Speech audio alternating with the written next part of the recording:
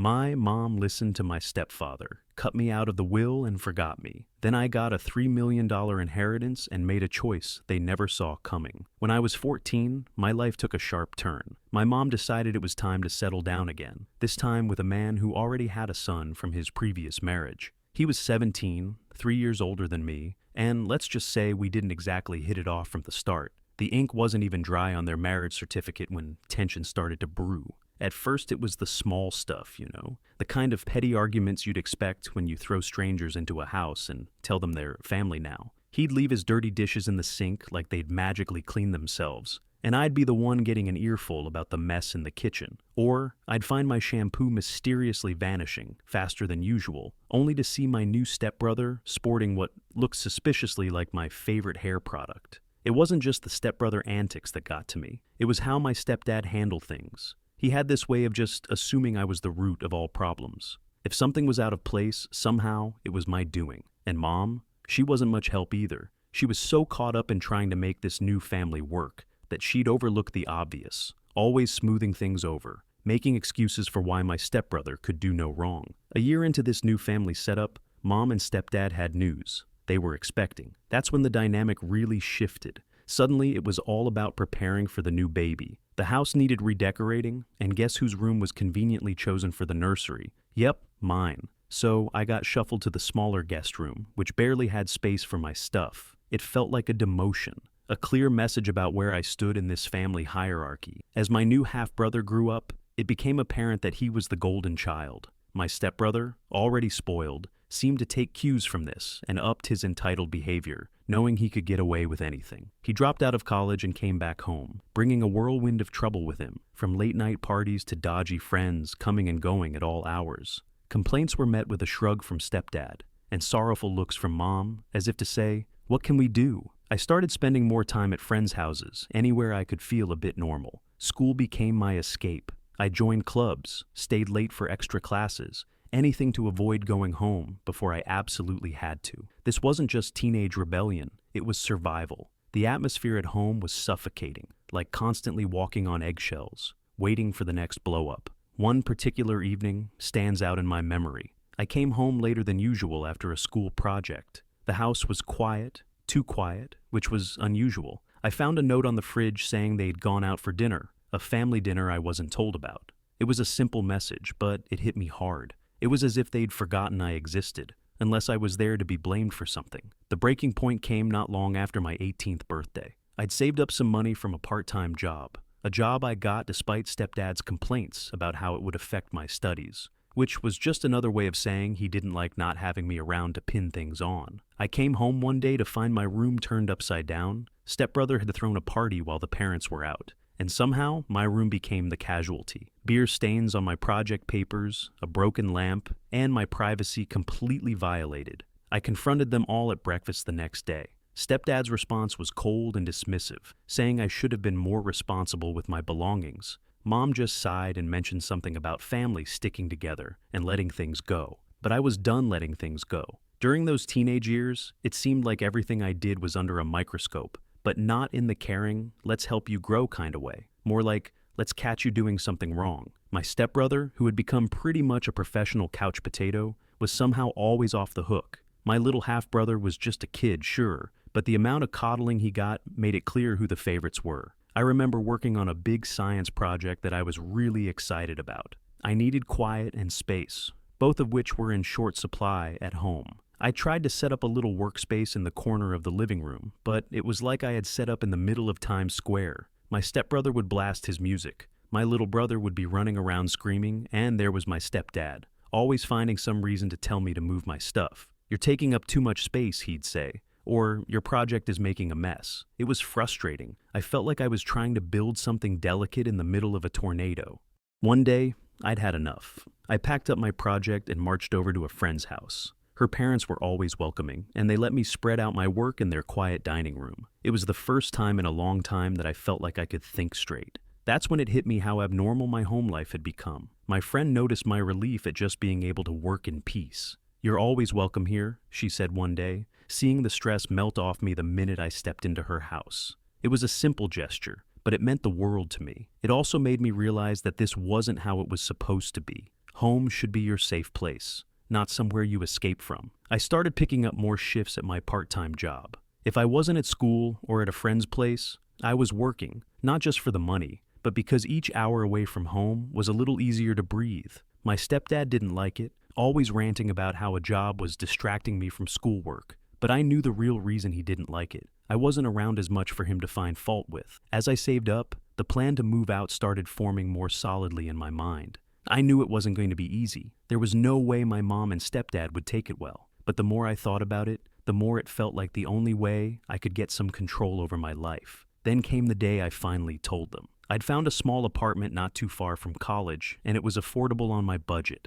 I sat them down, trying to keep my voice steady. "I'm moving out," I announced. The room went quiet, too quiet. You could cut the tension with a knife. My stepdad was the first to react. "You think you're ready to live on your own at your age?" He scoffed. My mom just sat there, looking between us, her face unreadable. "I am," I replied, trying to sound more confident than I felt. "I need my own space. I've saved up enough to manage." The argument that followed was brutal. Accusations were thrown about how ungrateful I was, how I was just trying to get away from my responsibilities at home. My stepdad even tried to guilt me about leaving my little brother behind. "He looks up to you, he said, as if that was enough reason for me to stay in a situation that was making me miserable. But I stood my ground. This wasn't just about wanting my own space, it was about needing it for my mental and emotional health. I packed my things over the next few days, each item I put into a box, feeling like a tiny piece of the fortress I was building around myself. The day I moved out,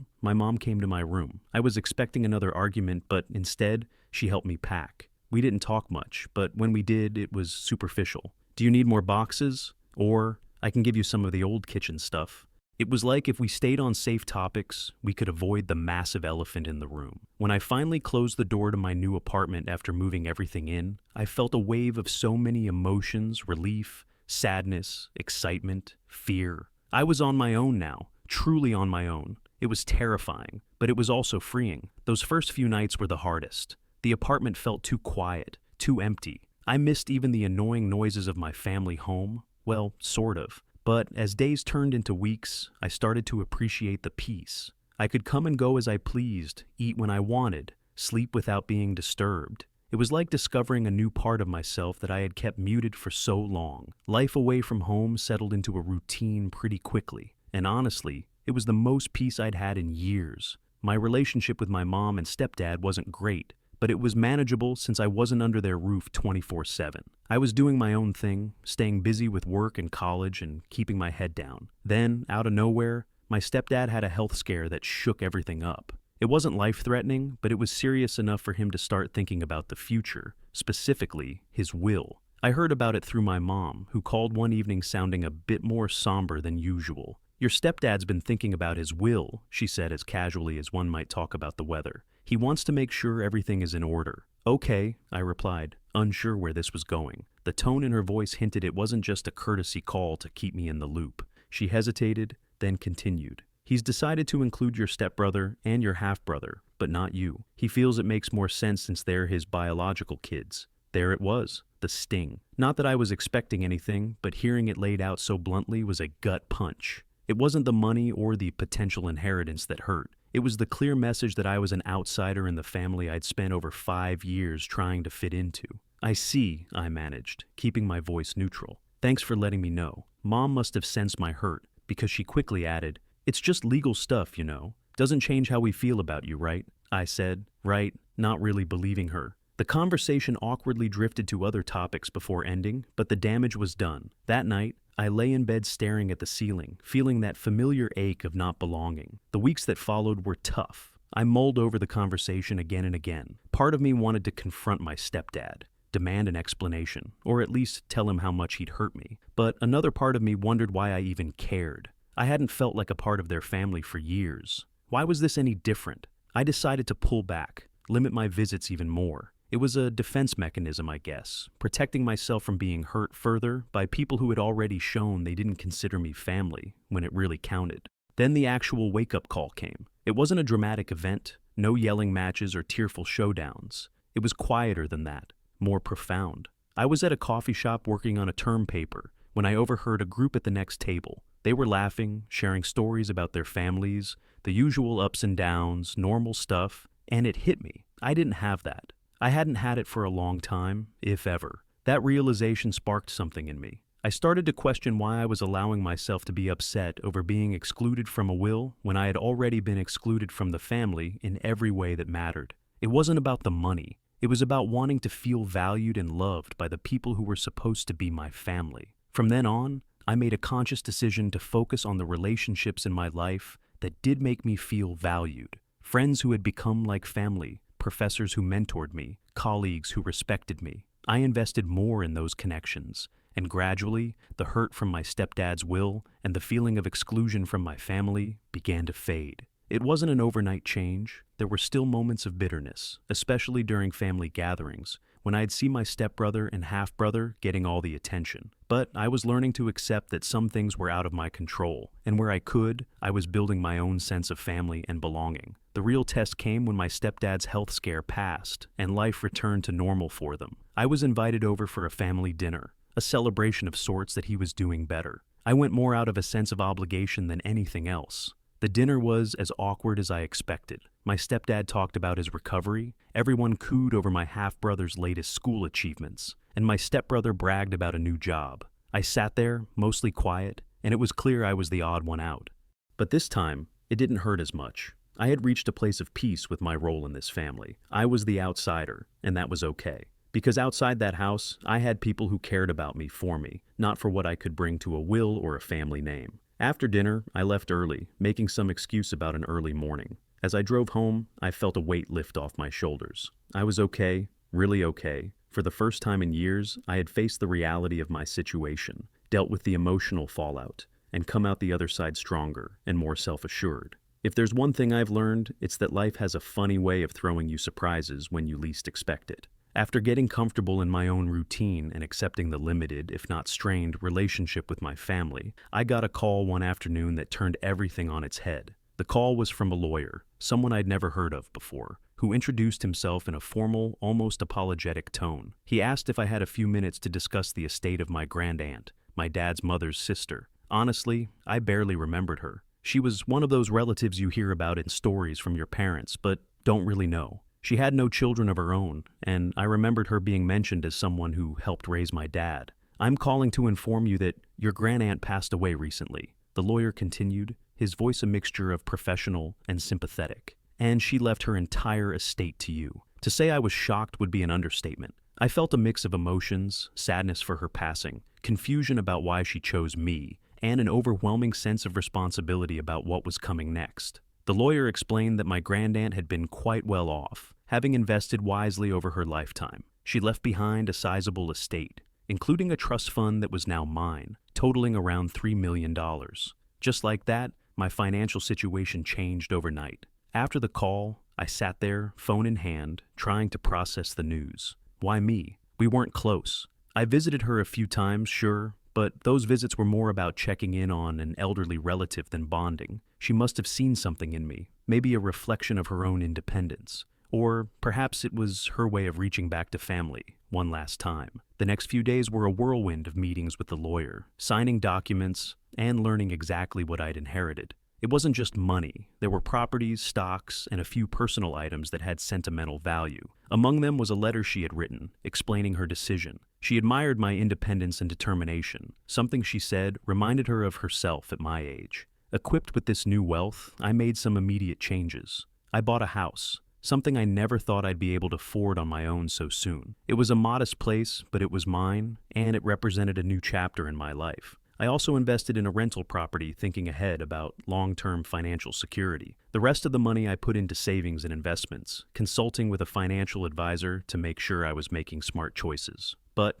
with great wealth comes great responsibility and, as I soon found out, great drama. I hadn't told anyone in my family about the inheritance, wanting to avoid any potential fallout. However, secrets have a way of coming out, and this one was no different. It started with my cousin, who somehow got wind of the inheritance through mutual connections in the legal world. Before I knew it, my mom knew, and once she knew, it wasn't long before everyone else did too. Phone calls started coming in, not just from her, but from my stepdad, my stepbrother, and even relatives I hadn't spoken to in years. Everyone seemed to have a reason why they needed a piece of my inheritance. Times are tough, they'd say, or, you know how bad his health has been, referring to my stepdad. It was as if they all suddenly remembered I existed, but only as a bank. I was bombarded with requests for loans, gifts, and outright demands for money. It felt like I was watching vultures circling, each waiting for their chance to swoop in. The pressure was immense, and for a moment, I faltered, wondering if I was being selfish by holding on to the inheritance.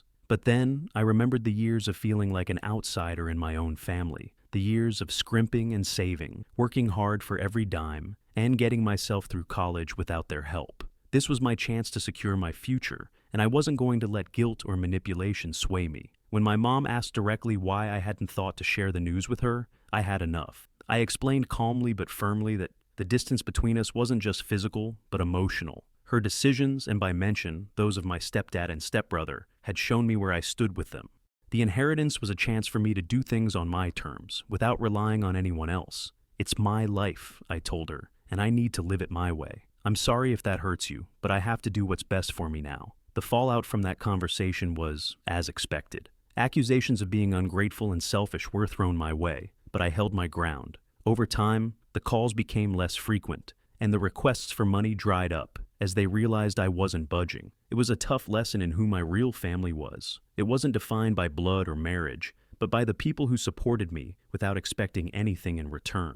Those were the relationships I valued and continued to nurture. As for the inheritance, it remained a bittersweet reminder of my grand-aunt, a woman I wish I had known better. Her final gift was not just the wealth she left me, but the clarity and conviction to stand up for myself, no matter the cost. The inheritance was supposed to be a blessing, a windfall from a distant relative who thought I might do something good with it. But as soon as word got out that I was suddenly a few million richer, it felt more like I'd painted a target on my back rather than received a gift. After I made it clear to my mom and the rest of the family that I wasn't going to hand out cash just because we shared some DNA, things got chilly fast. The phone calls and texts that were initially filled with thinly veiled hints for money, I wasn't going to hand out cash just because we shared some DNA. Things got chilly fast. The phone calls and texts that were initially filled with thinly veiled hints for money turned into outright pleas, and then into angry demands when I held firm on my decision to keep my finances private. It wasn't just the immediate family either. Relatives I hadn't heard from in years were suddenly very interested in reconnecting. I received messages like, "Hey, just heard about Aunt so-and-so. So sorry to hear she passed, but also could you help me with some money? Times are tough." It was like they all had the same script, only the names were changed. One of the toughest calls was from my stepdad. He'd never been warm, but now he was cold and calculating. "You know, we've always considered you part of this family. It's only right you think of your brothers in this difficult time," he said one day, his voice dripping with a guilt-tripped glaze. "My brothers haven't considered me family unless they needed something," I shot back, surprising even myself with the sharpness of my tone. "That's a harsh way to put it," he retorted, but I could tell he was taken aback. I had never spoken to him like that before. I had always been the compliant stepchild, the one who didn't rock the boat too much. The conversation spiraled from there, with him accusing me of being selfish, and me reminding him of all the times I'd felt excluded and unimportant in his family. By the end,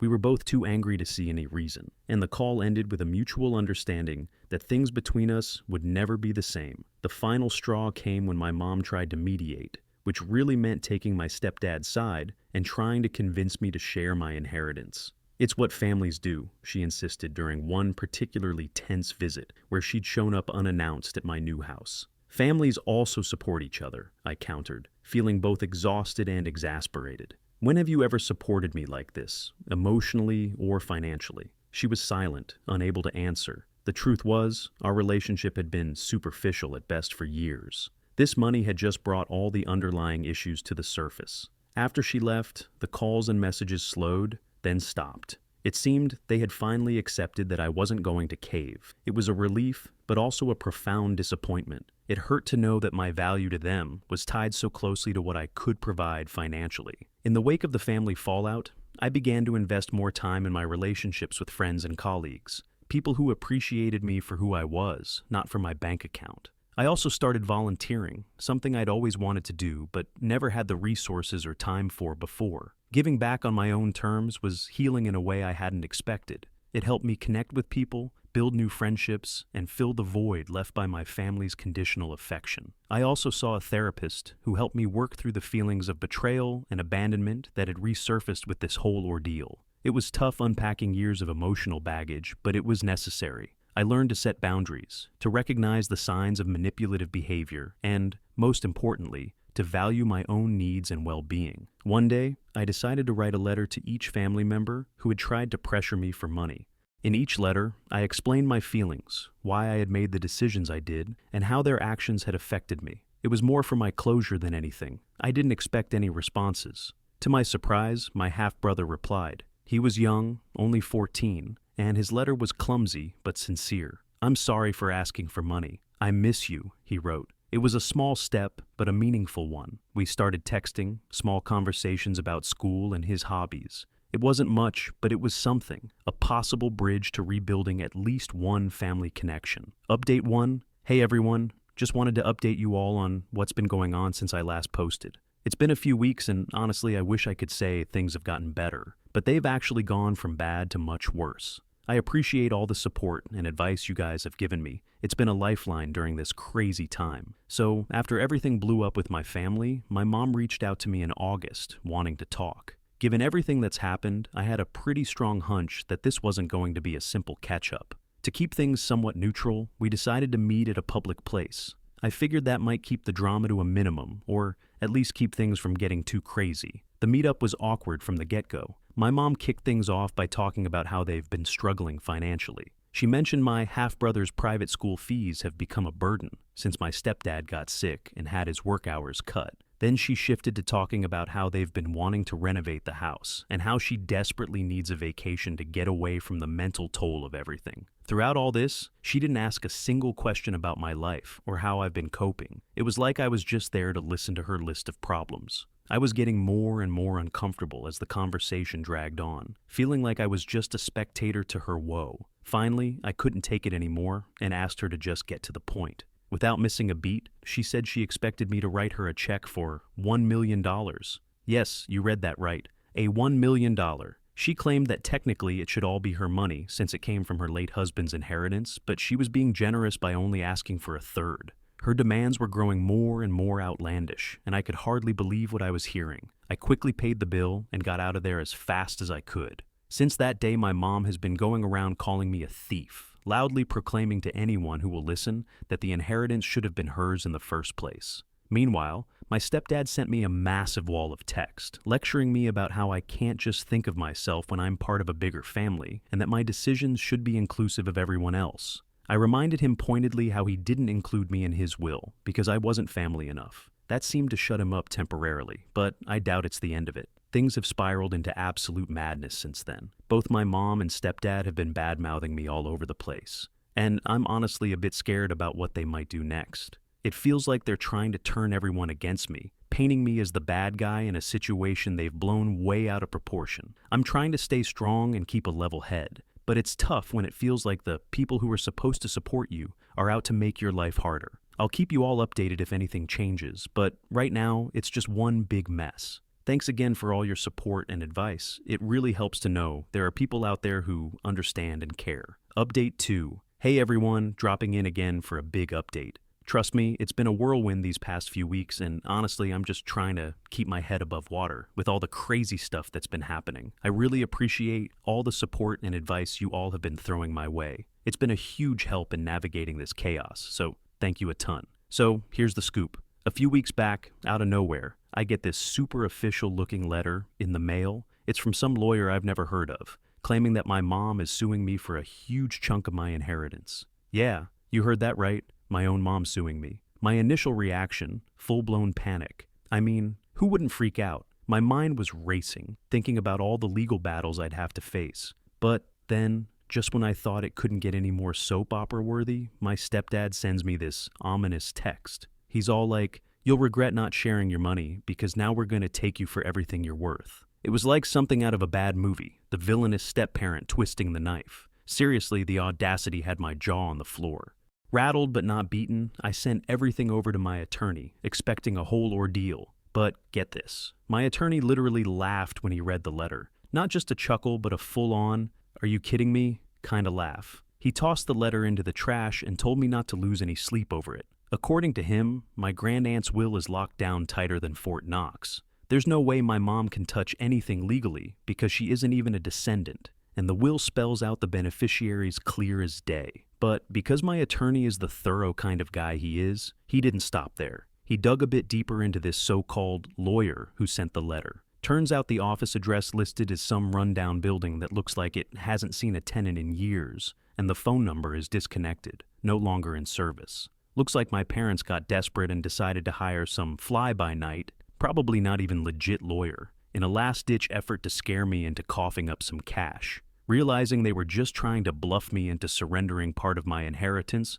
was both a relief and a wake-up call. They actually thought they could strong-arm me with some half-baked legal threat. The nerve, right? Knowing this, I felt a huge weight lift off my shoulders. I mean, I was gearing up for a legal showdown, but now I'm just shaking my head at the lengths they'd go to. So, with that drama sort of deflated, I decided I needed a break from all the madness. I'd been on edge, losing sleep, and just generally stressed out. I talked it over with my buddies, and we all agreed it's time for a little getaway. So, I'm taking some time off work to go traveling with my friends next week. Nothing fancy, just a road trip to some places we've always talked about visiting, but never got around to. I think a change of scenery is exactly what I need to clear my head and recharge. It's weird, though, thinking about how things have unfolded. I used to look up to my mom and stepdad, and now seeing how they've acted, it's disappointing. But I'm learning that sometimes you have to step back from the people who are supposed to support you when they start pulling you down instead.